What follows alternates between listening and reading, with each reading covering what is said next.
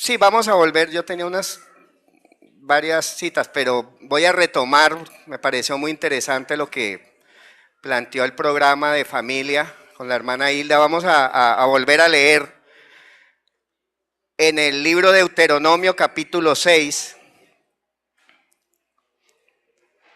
versos del 4 al 9. Deuteronomio capítulo 6, y vamos a mirar los versos del 4 al 9. Amén. Deuteronomio capítulo 6, versos del 4 al 9. Amén. Los podemos leer también alternadamente para que podamos leerlo comunitariamente. Oye Israel, Jehová nuestro Dios, Jehová uno es.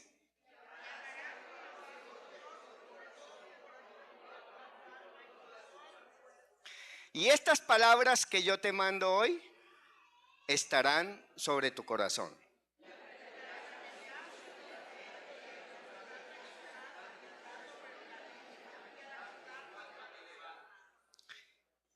Y las atarás como una señal en tu mano y estarán como frontales entre tus ojos.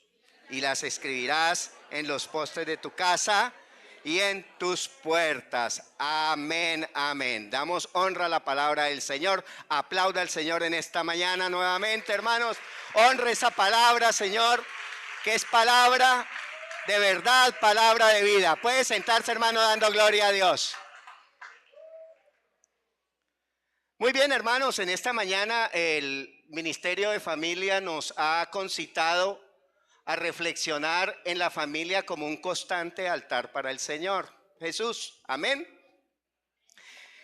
Y cada vez que uno trata de tomar el tema de familia, realmente uno como que cada día se siente más preocupado. Y se siente más preocupado porque cada día la familia o la institución de la familia o lo que se denomina a nivel social como la estructura social mínima de esta comunidad, de la sociedad en general, cada día está más carcomida. Yo decía en alguna oportunidad que hasta la definición de familia ya hay que cambiarla del diccionario. Y obviamente hasta las leyes nos impiden y nos limitan que nosotros hagamos una defensa, una apología de lo que es la familia, de lo que es el concepto, ¿cierto? Que Dios instituyó como mujer, hombre en unión, ¿cierto? Como resultado unos hijos. Aunque nosotros respetamos otro tipo de conceptos que hay en la sociedad moderna, en esta sociedad del siglo XXI, con respecto al nuevo concepto de familia, nosotros nos mantenemos en la vigencia de que la familia está concebida como Dios, como Jesucristo la creó desde el principio de los mundos y de la humanidad. No se entiende en la sociedad, en toda su historia, que el concepto de familia cambie. No aceptamos, respetamos, pero no compartimos que la sociedad se mueva, ¿cierto?, en otros modelos y estilos de familia que lo que hacen es que la sociedad se deteriore día a día. Y el ejemplo lo tenemos en Sodoma y Gomorra. Una sociedad que estaba totalmente, ¿cierto?, podrida, perdonen la palabra, porque las relaciones familiares estaban en su punto más bajo. ¿Y de dónde procede todo eso? ¿Cuál es la génesis? ¿Cuál es el origen de ese deterioro de nuestra sociedad actual? Que en la familia del mundo de los últimos del siglo XX y de estos primeros años del siglo XXI, esta primera década y media del siglo XXI, Dios no está en los hogares de la sociedad y de la comunidad. Ese es el resultado de tener una descomposición en la cual casi hoy en día la mitad de los matrimonios que se realizan terminan en divorcio. Amén. Padres que no respetan a sus hijos e hijos que no se someten a sus padres. Toda esa circunstancia caótica que estamos viviendo es porque en el hogar no sacamos tiempo, como sociedad me refiero, a nivel general, a nivel mundial, ¿cierto? Para entender que solo con la dirección de Dios podemos encontrar la salida a estructurar una familia que le sirva a la sociedad moderna. No hay otra opción. No hay otra forma. No hay otra fórmula por la cual la sociedad pueda defenderse si no es de la mano de Jesús. Y vemos que desde el principio, desde que el mismo momento en que el pueblo, ¿cierto?, fue establecido como pueblo escogido por Dios, el pueblo de Israel, a su salida del desierto, ya Dios había pensado en estructurar un modelo para que Él estuviera dentro de los hogares, dentro de las familias. Y lo primero que le dice es que hay que hacer un reconocimiento de que Dios es uno solo. Hoy en día doctrinas y doctrinas y doctrinas heréticas erradas están estableciendo modelos de ver a Dios de diferente manera. Pero lo que Dios dice en su santa palabra es que Dios es uno solo, y eso es lo que tenemos que enseñar en los hogares, y eso es lo que tenemos que establecer definitivamente desde un principio en nuestras familias y hogares. Amén. Entonces Dios dice: oye, Israel, es como si hoy nos dijera: hoy, iglesia, pueblo escogido de Dios por mí, recuerda que yo soy uno solo. Así como el pueblo de Israel tenía un Dios, un solo Dios, a su alrededor habían múltiples Baales. Hoy en día, así como existe para nosotros un solo Dios, hay una cantidad de dioses afuera, en el mundo que nos rodea. Pero nosotros estamos cogidos de la mano de Cristo. Hemos tenido por su gracia el entendimiento para que se nos fuese revelado no solamente la unicidad de Dios, sino su nombre escogido, su nombre santo, su nombre de autoridad y poder, Jesús. Pero el Señor dice aún más: en el hogar no solamente es el reconocimiento de que yo soy único Dios y verdadero, no un Dios, sino el único, no hay más. Y nos dice: amarás a Dios con todo tu corazón y toda tu alma y todas tus fuerzas. Es decir, todo lo que es el ser humano, alma, viviente, pensamientos, emociones, cuerpo, la parte física, esta parte, ¿cierto?, donde depositamos nuestras emociones, nuestros sentimientos acá, y el espíritu, que es el espacio vital para comunicarnos con Dios, que es el espacio como más interior con el cual nos encontramos con Dios, debe estar dispuesto a amar a Dios.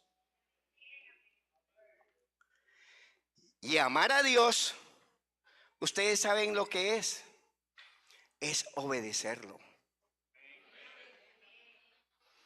Amar a Dios es obedecerlo en todo. Amén. Y dice: amarás a Dios con todo tu corazón y tu alma y con todas tus fuerzas. Ese es amar a Dios. Mire lo que dice el Señor en Juan 14, 21.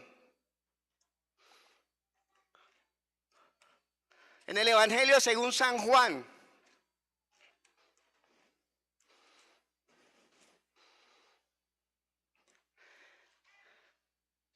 Dice, el que tiene mis mandamientos y los guarda, este es el que ¿qué? El que me ama. Y el que me ama será amado por mi Padre, y yo le amaré y me manifestaré a él. Amén. Entonces, amar a Dios implica para el hogar respetar totalmente lo que Dios dice que hagamos.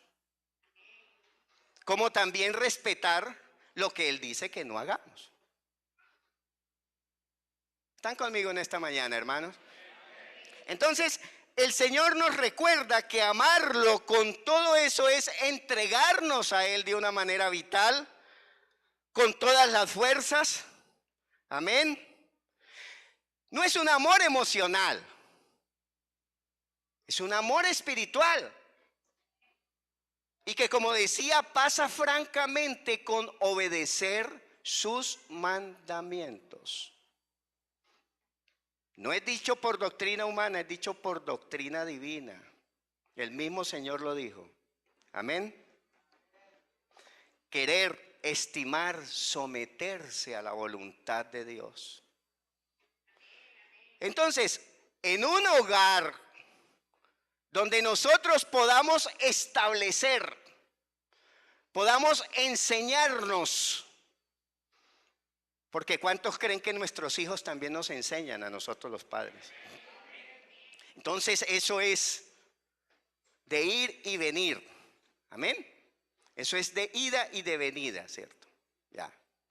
Eso es lo que se llama hoy en educación el concepto de creática, donde hay una educación simultánea de dos partes. Entonces, ese conocer que Dios es uno es vital para el resto de las cosas, porque a partir de ahí pues se siguen todas las doctrinas que son necesarias para fundamentarnos, ¿cierto?, en nuestra fe. Y si nosotros enseñamos o nos enseñamos o aprendemos en nuestros hogares la necesidad de respetar a Dios a través de sus mandamientos, estamos cumpliendo con ello y estamos llegando al punto de lo que Dios quiere. No porque Dios lo quiera, sino porque Él quiere lo mejor para nosotros. Amén. Y dice, y estas palabras que yo te mando hoy estarán sobre tu corazón. O sea, que quedarán establecidas para siempre en el sentir humano y espiritual de la persona. Cuando nosotros aprendemos y enseñamos estas cosas, tendremos esposos que van a tener un equilibrio en sus hogares y vamos a tener unos hijos, ¿cierto?, que dentro del hogar también van a responder no solamente a las expectativas de Dios, sino a las expectativas de la familia y también a las expectativas de una sociedad que está demandando también una juventud con un nuevo liderazgo, con una nueva forma de pensar y de actuar. Pero aquí hay algo importante, dice, y la repetirás a tus hijos y hablarás de ella estando en tu casa. Entonces, no es una voluntad del pastor, no es un programa de la iglesia, no es algo que parece bonito como que un programa de plan de año a año se debiera hacer, sino que es un mandato divino. Amén. Y yo creo que tenemos que pensar en muchas cosas y la verdad es que uno a veces queda sorprendido. Hay unos, me llegan por internet una página, no digo página, sino unos mensajes ahorita. El nombre es en inglés, de pronto no es muy pronunciable. Pero se hizo una encuesta en América Latina. Porque algunos pastores, ministros de otras denominaciones y congregaciones, por supuesto, no me refiero a nuestra iglesia, Quisieron hacer una encuesta para ver cuántas hermanos y hermanas hacían culto en el hogar, cuántas familias hacían un altar familiar. Y aquí les tengo las respuestas de los resultados de esa encuesta. Solo el 20% de esas personas hacían un altar familiar. El 28%, ¿cierto? Eso lo hacían, digamos, regularmente. El 28% lo hacían de vez en cuando. Y mire esta cifra, el 52% informaron que nunca hacían culto personal familiar en sus hogares. ¿Qué está diciendo eso? Está diciendo que hay una urgente necesidad de cada día, ¿cierto?, tener un acercamiento con el Señor, de estar cerca al Señor, amén, y de que nosotros como iglesia estemos atentos a estos temas. Yo no voy a entrar a repetir algo que dije ya en algunas oportunidades anteriores, pero cuando he manifestado que cada uno de estas áreas de trabajo, en el caso del ministerio de familia, es algo demasiado importante para trabajar en el seno interno de la iglesia y la congregación. Nosotros tenemos que defender la familia como Dios la ha estructurado. Un hogar que crece en sabiduría, un hogar que crece sometido a Dios. Unos esposos, como decía, que se respetan, que se aman los unos a los otros, y unos hijos que respetan también a sus padres. Eso es la voluntad de Dios. Dios quiere bendición para la familia, pero lo que no quiere es que haya tanta dificultad, tanto sufrimiento. Por eso nosotros tenemos que hablar a todo el mundo en nuestros procesos de evangelización, los temas que tienen que ver con que Cristo more siempre en los hogares. Yo estoy casi seguro que la mitad de las peticiones, de las inquietudes en una refán, la mitad de las inquietudes que hay en las reuniones familiares por sectores, que es una bendición también grande, la mitad de las inquietudes que la gente trata con los hermanos y las hermanas cuando hablan de los temas del evangelio pasan diametralmente por problemas familiares. Luego, hay una necesidad urgente, hay una necesidad vital, porque si esta sociedad no se endereza, va al punto del no retorno. Ahora, usted puede decir, yo no tengo ese problema y está en lo correcto. Pero, ¿y qué pasa con los demás? El Señor Jesucristo se movió a compasión porque decía que había cantidades de gente que no tenían una dirección. Nos corresponde a nosotros, como personas que conocemos la palabra, que conocemos estas bendiciones, que hemos recibido estas bendiciones, entrar a ayudar a esas familias que no lo tienen. ¿Cada cuánto hablamos de los vecinos, con los vecinos de estos temas? ¿Cada cuánto hablamos en comunidad, en el edificio, qué sé yo, en reuniones de tipo social? Hablamos de cosas más triviales. Hablamos de cosas incluso que son inanes, que son intrascendentes para la vida de todos nosotros. Entonces, lo que Dios quiere que en los hogares haya es un reconocimiento a la deidad de Jesús, que haya un amor íntegro al Señor, que nosotros inundemos nuestro ser para con Dios y que en los hogares enseñemos a los hijos y tengamos un recuerdo permanente de quién es Dios. Eso es lo que se hace en un altar familiar. Aquí lo acaba de decir la hermana Hilda. Amén. Y eso es lo que tenemos que hacer. Mire cómo reafirma, es que cuando, y eso nos lo han enseñado aquí, cuando la Biblia dice reafirma algo y vuelve y prácticamente repite el texto, es como está diciendo, ¡hey, ojo! Les repito esto. Y vuelvo y se los digo para que no se les olviden. En el verso 20 de ese mismo capítulo 6 dice, mañana cuando te preguntare tu hijo diciendo qué significan los testimonios y estatutos y decretos que Jehová nuestro Dios os mandó, entonces dirás a tu hijo, nosotros éramos siervos de Faraón en Egipto y Jehová nos sacó de Egipto con mano poderosa. Jehová hizo señales y milagros grandes y terribles en Egipto sobre Faraón y sobre toda su casa delante de nuestros ojos. Y nos sacó de allá para traernos y darnos la tierra que juró a nuestros padres. Y nos mandó Jehová que cumplamos todos estos estatutos y que temamos a Jehová nuestro Dios. ¿Para qué? Para que nos vaya bien todos los días y para que nos conserve la vida como hasta hoy. Amén, es una palabra hermosa del Señor en esta mañana. Y tendremos justicia cuando cuidemos de poner por obra todos estos mandamientos delante de Jehová nuestro Dios, como Él nos ha mandado. Algo así tenemos que hacer nosotros en nuestros hogares.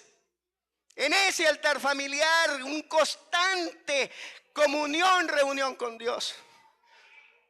Tenemos que decirle a nuestros hijos, nosotros estábamos presos en delitos y pecados, nosotros estamos del lado del faraón, pero ya no estamos, ya estamos del lado de Jesús.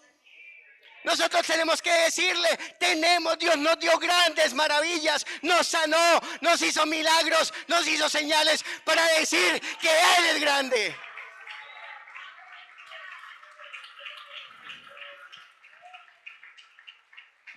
Nosotros tenemos que decirle también, cumplamos los mandamientos que Dios dice que tenemos que cumplir. Eso es el altar. Para eso es el altar. Es ese momento de comunión íntima con el Señor. Eso es de gran bendición.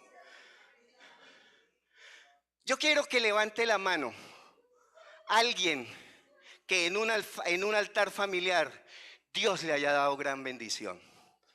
Levántela con confianza. Hay una mano que se levantó acá, 2, 3, 4, múltiples, hermano, múltiples. Porque Dios eso es lo que quiere en nuestros hogares y familia, amén. Enseñarles a nuestros hijos que tendremos justicia. Y aquí en el Antiguo Testamento la palabra justicia en el hebreo se relaciona con un verdadera y continua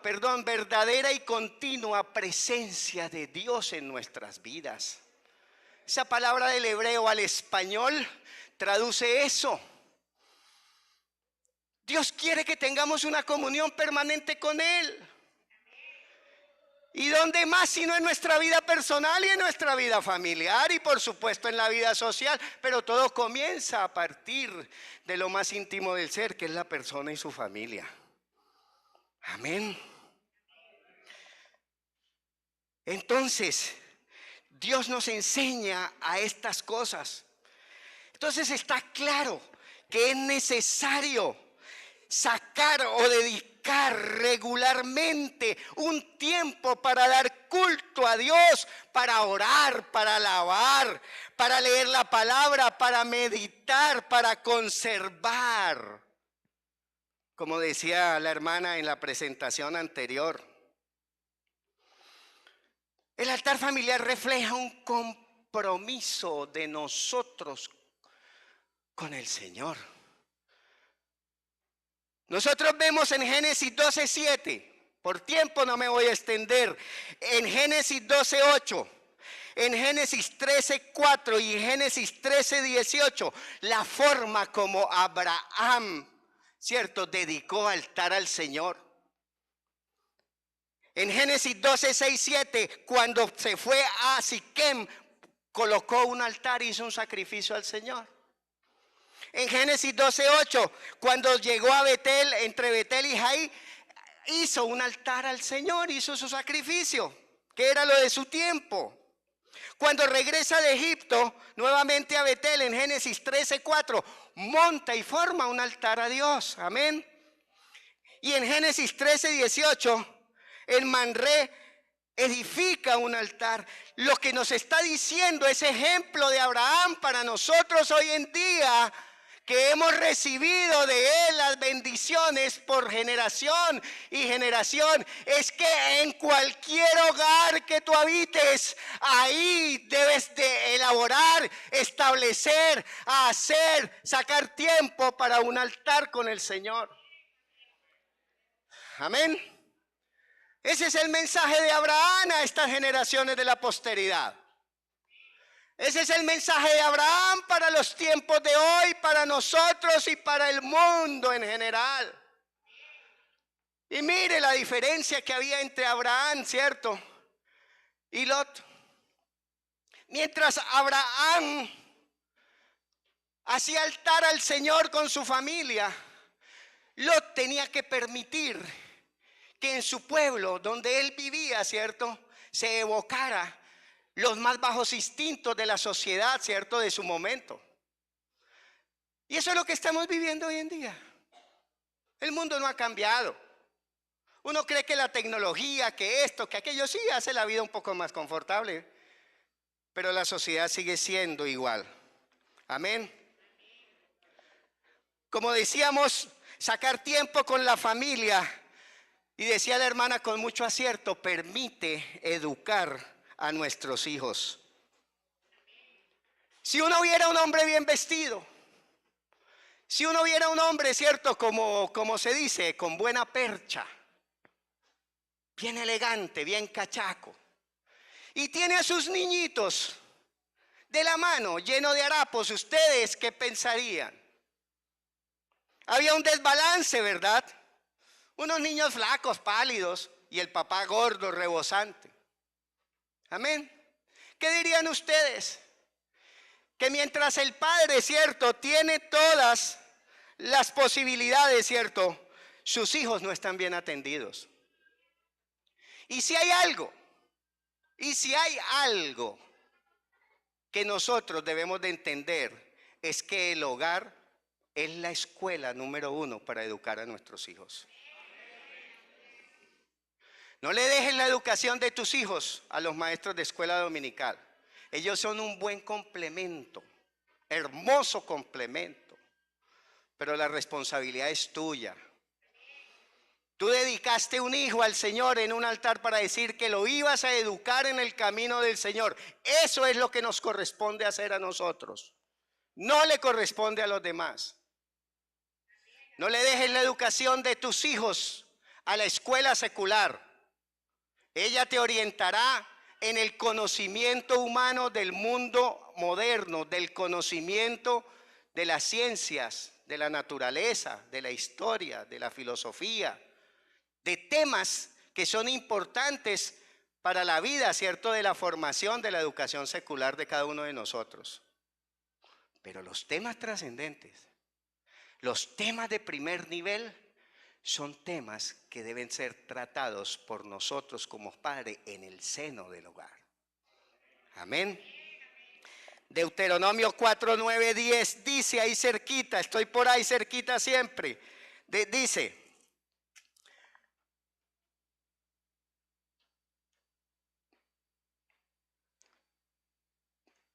perdón, no, tomemos otra cita. Entonces, sigamos adelante. La mejor herencia que le damos a los hijos no es entregarle una casa, no es entregarle un banco con una chequera con millones de pesos, no es entregarles un seguro de vida. La mejor herencia que podemos dejar en nuestros hijos, ¿sabe cuál es? Es dejar sembrada, cimentada y fortalecida la palabra de Dios en sus vidas y en sus corazones. Amén. Eso es lo más importante. Yo no digo que lo otro sea importante, eso da bienestar, eso da confort, eso hace que la vida sea un poquito más llevadera y todo eso está bien. Amén. Pero sacar tiempo para la familia también es importante porque nos ayuda, ¿sabe qué? A salvar a nuestros hijos. Algunos de nuestros hogares tenemos todavía hijos que no se han convertido al Señor. Y hacer un altar familiar es de gran bendición para ellos. Porque nos permite que nuestros hijos escuchen y las repetirás y las repetirás y lo repetirás hasta que llegará el momento en la voluntad del Señor, ¿cierto? Que ellos entiendan lo maravilloso que es el Evangelio del Señor. Leamos Hechos, una cita para contextualizar esto. Hechos capítulo 16.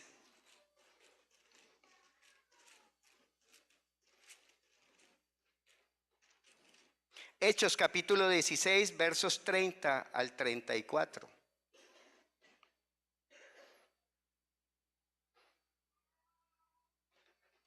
Es la historia, ¿cierto?, de Pablo con el carcelero, ¿verdad? Y dice la palabra del Señor: y sacándolos les dijo: Señor, ¿qué debo hacer para ser salvo? Les dijo: señores, ¿qué debo hacer para ser salvo? Y ellos dijeron: cree en el Señor Jesucristo y serás salvo, ¿qué? Tú y tu casa. La bendición de Dios es para los hogares. Amén. Y le hablaron la palabra del Señor a él y a todos los que estaban en su casa. Y qué gran bendición hubo a través de ello. Amén. La hermana hablaba de factores que eran positivos. Claro que sí. Hay grandes bendiciones para las familias, ¿cierto? Que tienen, ¿cierto?, una comunicación con Dios bien establecida, bien fundamentada. Pero así como hay bendición, también hay ¿qué? Maldiciones, así claramente. Taxativamente es así. Dios dice: haz esto o no haz esto, es categórico. Ahí no hay puntos medios. Aquí no es: haz en el hogar tales cosas y bueno, estas de pronto las negociamos o las miramos o miraremos más adelante. No, lo que hay que hacer al sí, sí, y lo que no hay que hacer, no. Amén. Y si lo hacemos, recibimos las bendiciones. Amén. Y ahí más adelante, ¿cierto? Dice: y estas bendiciones te alcanzarán, ¿verdad? Si oyeres mi palabra, si cumplieres mis estatutos. Pero también si no los cumplieres, encontrarás cierto tipo de dificultades. Por supuesto, todas las dificultades, todas las maldiciones no necesariamente vendrán dentro del enfoque de si usted o no hace un culto familiar. Habrá otras cosas que vengan bajo unas circunstancias y ópticas diferentes, pero en términos generales lo que Dios dice en su palabra es que para nosotros tener en el hogar un altar familiar permanente. La idea de los altares en el Antiguo Testamento era que estuvieran siempre encendidos. Que estuvieran siempre encendidos, hermano. Amén. De ahí la necesidad perentoria de que nosotros a nivel familiar, ¿cierto?, construyamos una relación con Cristo de una manera permanente. Amén. Estos son tiempos muy difíciles. Mire, cuando David, acuérdense en la parte en 2 de Samuel, cuando David quiso llevar el arca, lo quiso llevar a su manera. Quiso hacer las cosas de la forma que él quería y no como Dios lo había mandado. Dios había mandado a los levitas para que llevaran el arca. Y ese fue su error. Y fue su error también de las otras personas que, apoyando a David, ¿cierto?, trataron de llevar el arca y no lo pudieron hacer, y eso costó una vida. Y eso le dolió a David en su corazón, porque dijo, yo me explico, él diría ya en su cabeza: estúpido que fui. porque él después se contristaba con todas estas cosas. Y con todo eso, ¿cierto? Una persona muy sencilla, muy humilde, obededón, por las circunstancias que Dios quiso, ¿cierto? Ahí en su casa quedó establecido el arca durante ese tiempo, y dice la palabra de Dios que Dios lo bendijo grandemente. Es la presencia de Dios en el hogar, hermanos. No es otra cosa. Y eso es lo que Dios quiere para nosotros en nuestras vidas. Y fue tal la bendición. Algunos teólogos dicen que él era estéril. Que la esposa era estéril. Y que a partir de ese momento, ¿cierto?, tuvo varios hijos, y todos los hijos fueron tenidos en cuenta de primera mano para ser los porteros del templo. David estableció como un ministerio especial a los porteros en el templo. Eran las personas que recibían, que abrían, ¿cierto?,